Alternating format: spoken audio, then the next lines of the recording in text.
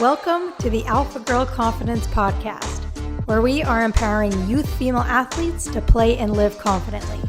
My name is Shay, and each week I will bring you new episodes to teach you the strategies and tools that you need in order to live a confident, empowered life both on and off the playing field. Welcome back to the show, guys. On today's episode, I interview Anna Tuuri, who is a 15-year-old soccer player, referee, and coach. She plays goalkeeper while navigating a high school schedule, taking community college classes, coaching special needs athletes, volunteering, and she's the host of the Keep the Game Beautiful podcast. She is verbally committed to play at University of Wisconsin-Stevens Point and plans to be a special education teacher when she graduates. In this episode, we talk about how to lead and be successful regardless of age and size, the importance of being a well-rounded athlete, and tips on how to navigate the recruiting process. Can't wait for you to listen. Enjoy. All right, Anna, welcome to the show. Excited to have you on today. Thanks for having me. Yeah, of course. You are the first player that's ever been on, so I'm excited, and I think it'll give the girls listening a different perspective because you are honestly the same age as most of the listeners. So I'm excited, and I think that you will be able to provide a lot of insight and value to everyone who's listening. Glad to hear. Nice. So first thing I want to ask you is, before we kind of get into it, give our listeners a little bit of background on you, what you're up to right now, and give us a little insight into like all the stuff you're working on right now.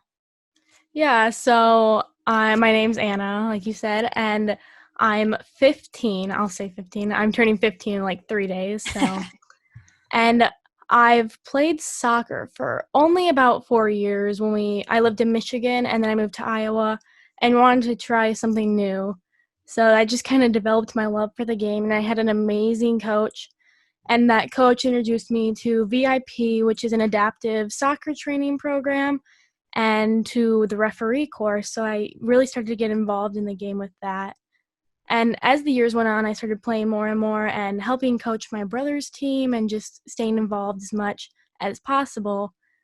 And then a year ago, actually, I started a podcast. It just kind of was an idea at a tournament when I was on concussion protocol, just not really knowing, like hearing all of the negative in the game and wanting to highlight positive.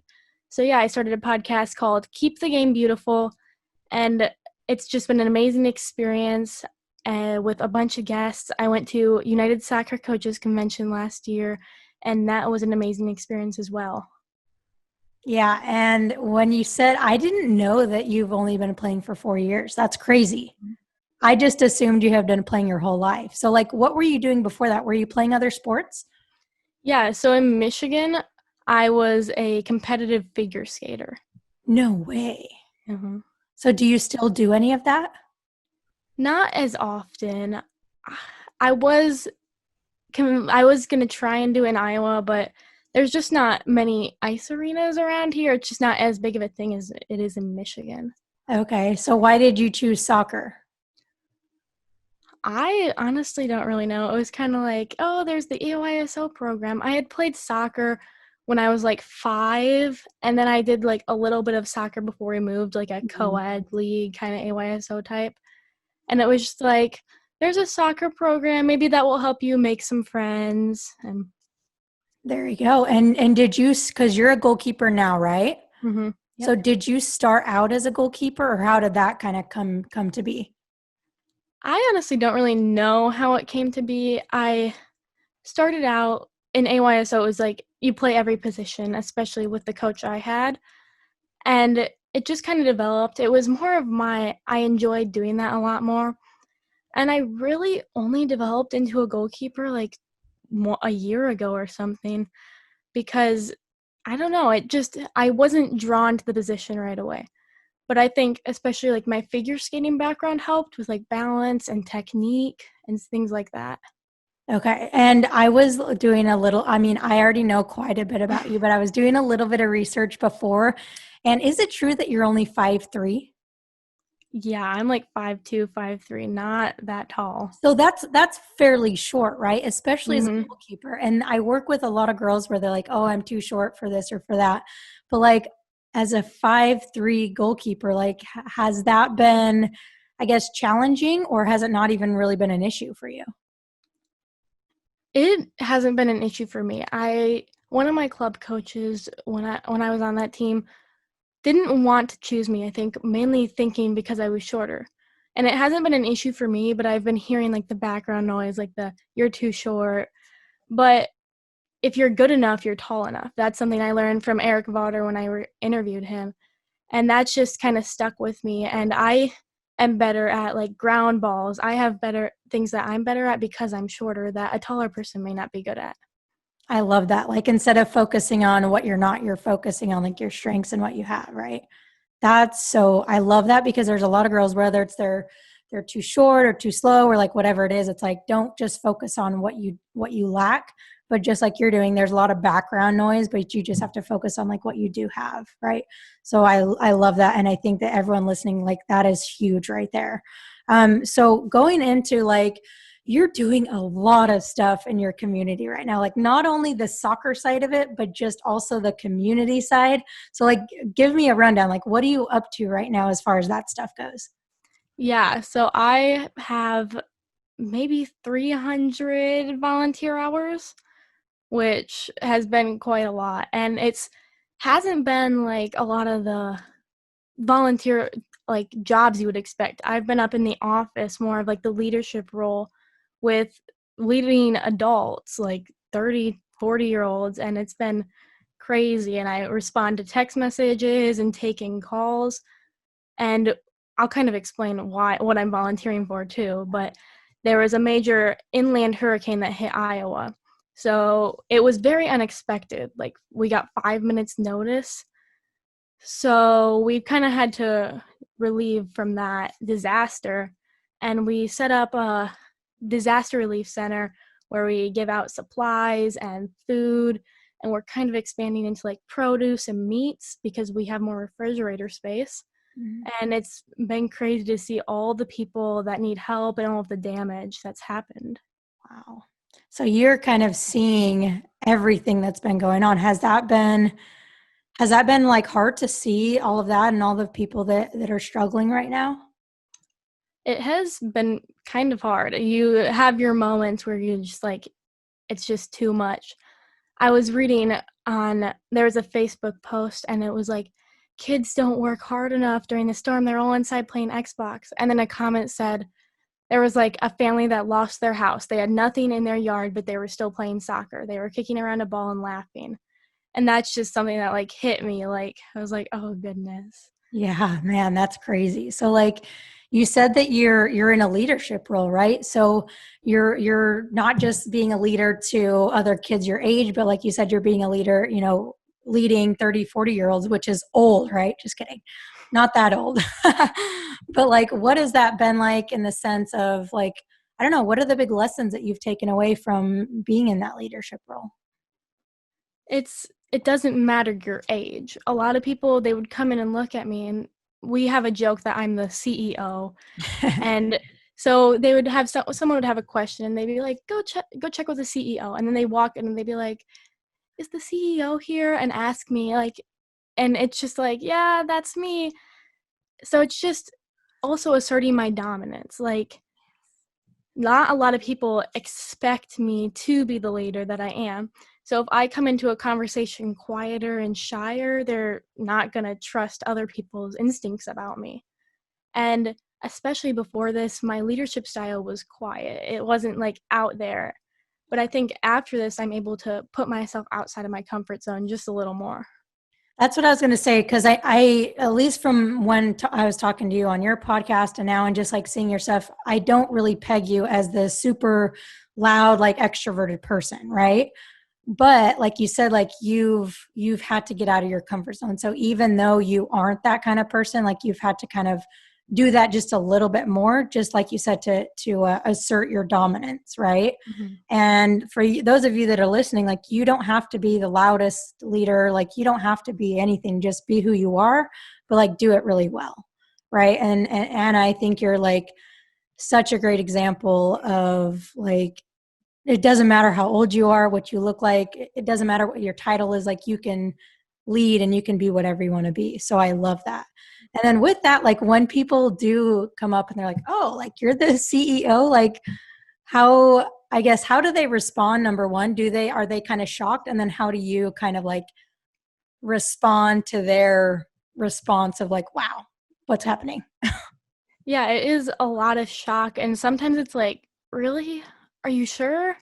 Like thinking I'm joking or something. But it's just kind of like continuing the conversation, pushing past that like awkward phase.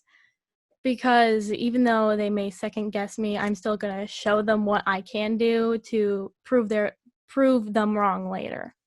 Yeah, and like when you're confident in your abilities, then they are also confident in your abilities, right? Yeah. Yeah. And that relates to refereeing too. And that's something that I think will help in the future. If you look confident in your decision, then people are going to trust you.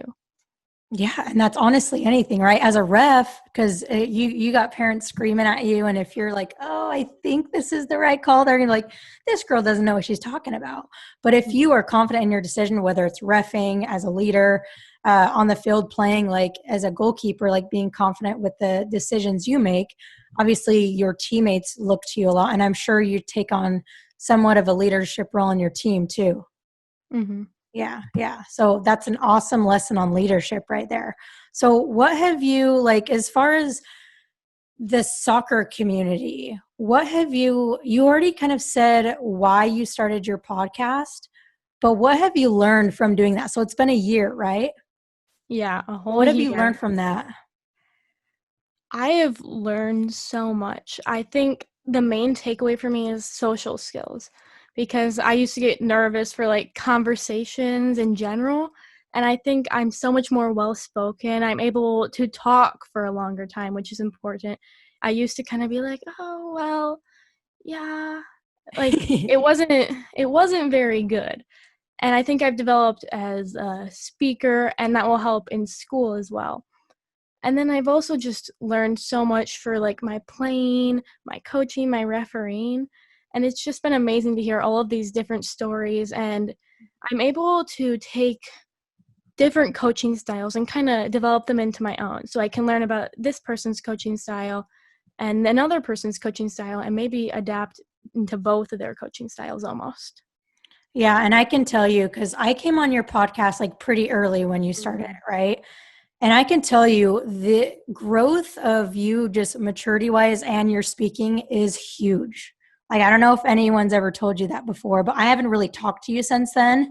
And you are so incredibly well spoken. I'm like, dang, like the growth that I've seen in you is insane. So just wanted to give you some props there. And that just shows that like everybody starts somewhere, right? Mhm. It's if someone's first time, like nobody starts at square 10, they start at square one, right? So it doesn't matter what you're trying to do, you're not going to be very good at the start, right? But if you Yeah. keep doing it like you have consistently, like you're going to see big results. So huge, huge, huge. So with reffing, so do you like reffing or coaching more? I'm not sure. I actually was asked that question just a bit ago, and I can't decide. I Why did you decide? Because you've been reffing longer than you've been coaching, right? Yeah. Mhm. So why did you decide to start coaching? It was kind of just my dad has been coaching my brother's team for a long time now, and it was just like I was usually out there just kind of helping him out with practice, and then it's just kind of I almost got pushed into more of a coaching role, and it was a little bit of a push by my dad, a little out of my comfort zone, but I'm glad he kind of pushed me through that. And then after that year, I coached a 6U team with one of my friends, just us two. It was her younger sister's team. So that was nice just to, like, it was all independent. My dad was listed as the head coach, but we were the actual head coaches. Okay. Yeah, good thing too. He probably would have run him into the ground, right? Just kidding, Dan, if you're listening. He will listen for sure, right? He better listen. So with coaching, have you learned a lot more about the game coaching and have you become a better player because of your coaching, do you think? Yeah, I think I have definitely become a better player. It's easier for me to understand coaching points and what it's like to be coachable. And I've also started thinking more about my body language as well. Like if I have a player that's slouching, they don't want to be involved. And maybe I'm slouching, the coach might think I'm bored or not having fun. So that's been a very big point. Yeah, because I talk about body language all the time and how important it is. Because as players, you don't always think about it. Mhm. But as a coach, you're like, oh, you can tell when someone's body language is poor. And you're like, ooh, they're not ready to play, or they're not going to work hard just by their body language. So I'm sure like there's a bunch of other stuff that you've been able to improve as a player just because you can see it from a coach's point of view too. So that's really cool.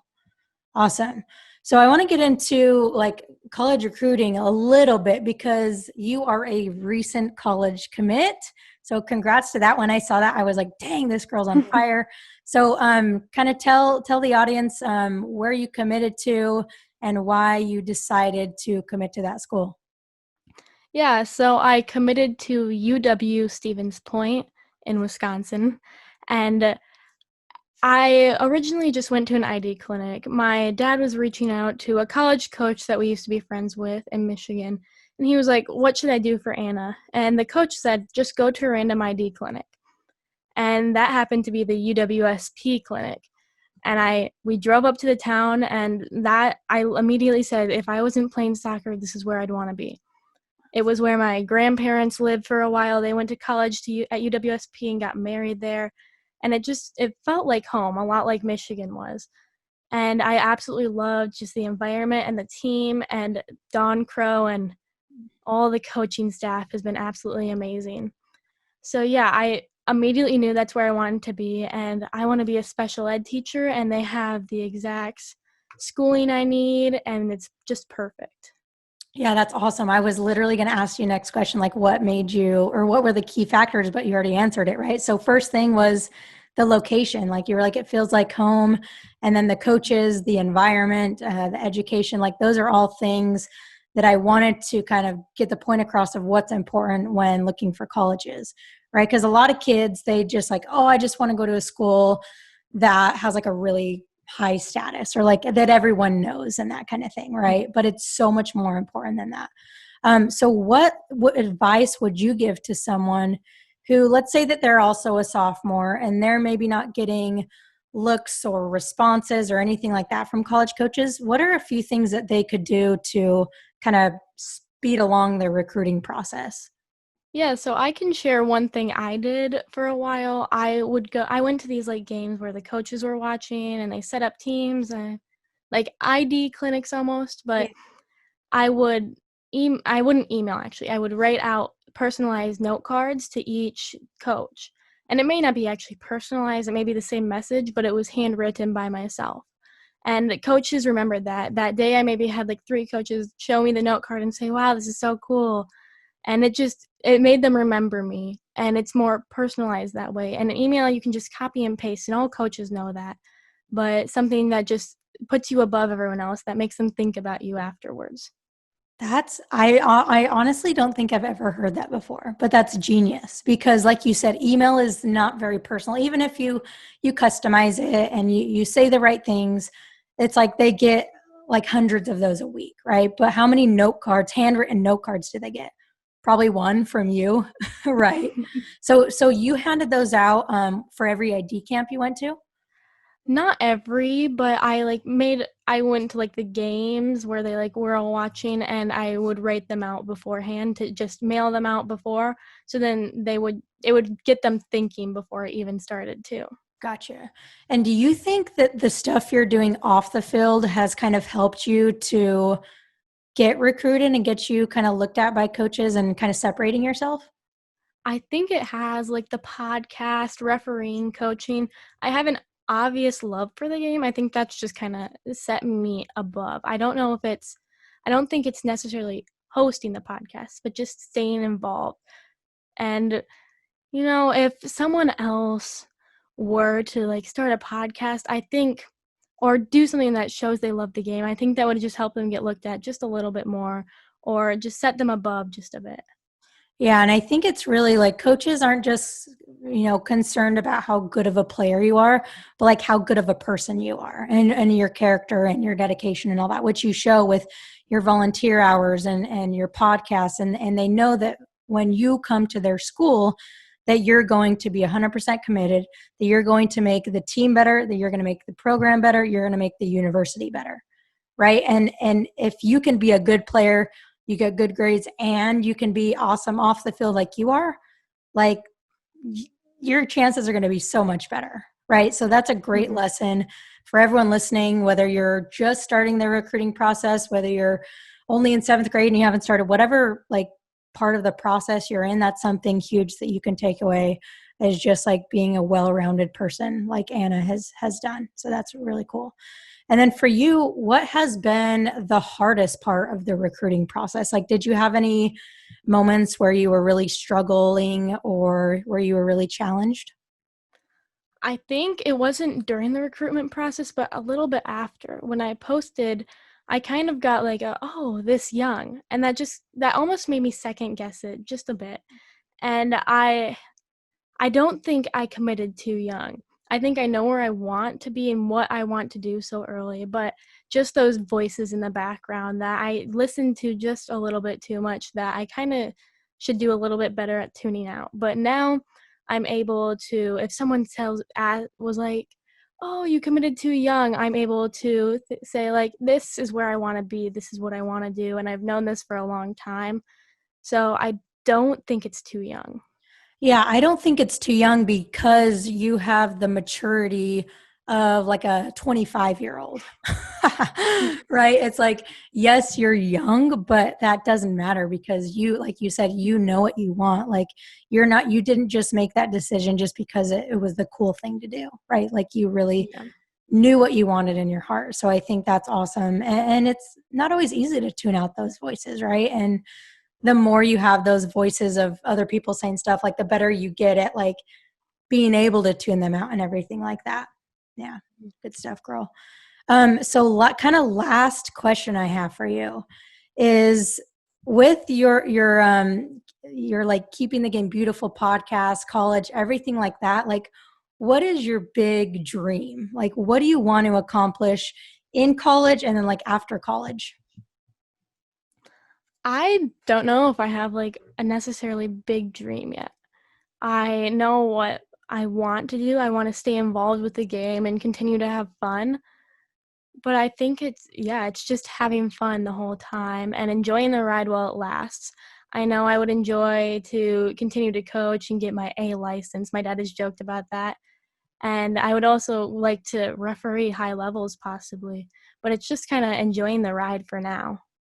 Yeah, I mean, I feel like you've been working on it for not so long because it hasn't been that long, but just like so diligently, I guess, that like you're already working on your dreams. And the thing is, just like you said, it's not about like the destination, like where you end up, but it's just about enjoying the process and enjoying the journey because that's what life is, right? Like there is no destination in life. There really is just a journey. And along your journey, you reach these different levels and then you keep trying to reach for new levels. So yeah, I love that.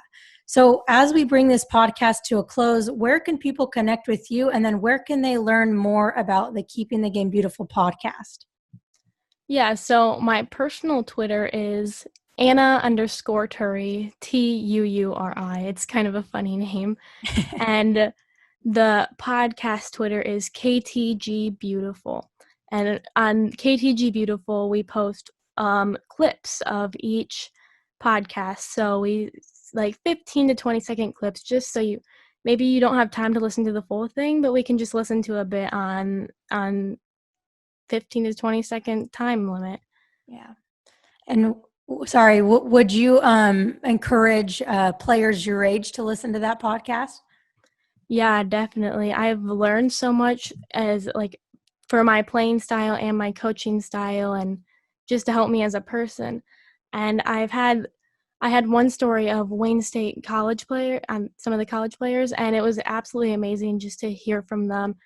And it was so much fun to listen to them.